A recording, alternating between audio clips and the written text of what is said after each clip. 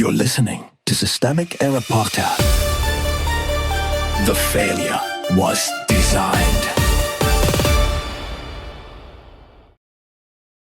Humiliating string of defeats threatens Trump's plot expert, based on an article by Michael Waldman. Trump is not questioning the vote. He is weaponizing the state. The source material, with election day still 112 days away, Trump is using federal power to destabilize voting, purging the Election Assistance Commission, pushing DOJ subpoenas into election workers, and sending state officials threats dressed up as election security. The visible campaign is legal aggression. The real campaign is fear. To his power, the key fact is institutional, not rhetorical. Trump is the president. The Justice Department is his instrument. The Election Assistance Commission is a tiny agency, but it still matters because it helps states administer elections and distribute resources. When Trump removes its commissioners, he is not merely criticizing election administration. He is stripping capacity from the system he claims to protect. That matters more than his press quotes, more than the recycled 2020 lies, more than the rumors about some future revelation involving China or Iran. Those are the cover story. The power move is federal pressure against the people and the offices that actually run elections.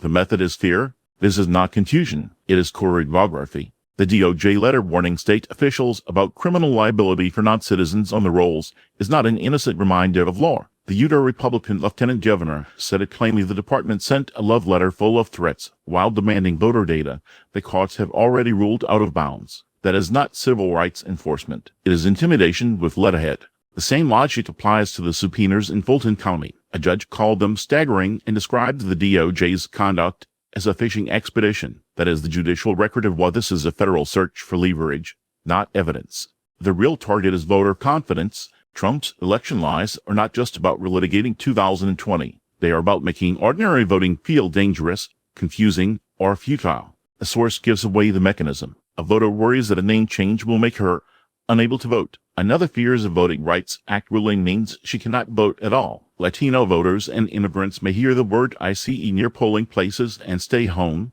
even if the deployment would be illegal. That is the point. Fear does not have to be accurate to be effective. This is why pretending the problem is simply misinformation is too soft. Misinformation is the smoke. The arson is coming from inside government. The enforcement state should stop here. The article notes that public pressure and legal resistance are pushing back. But the lesson is not that the system is healthy. The lesson is that democratic survival now depends on judges, voting rights groups, state officials, and voters resisting a president who treats elections as a hostile takeover target. And yes, the ICE reference is not incidental. The fact that a federal immigration police force can be imagined as a polling place menace is a sign of how deeply coercive this state has become. ICE should be abolished. A democracy does not need a domestic terror apparatus hovering over ballot access.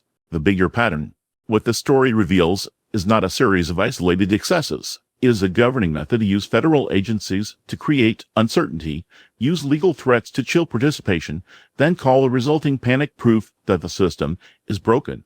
That is authoritarian politics in an American suit. It does not need to cancel the election outright when it can make voters doubt their own eligibility. Officials fear compliance, and agencies lose the capacity to function. The damage is not only in the lawless acts themselves. It is in the deliberate conversion of public administration into a machine for democratic sabotage.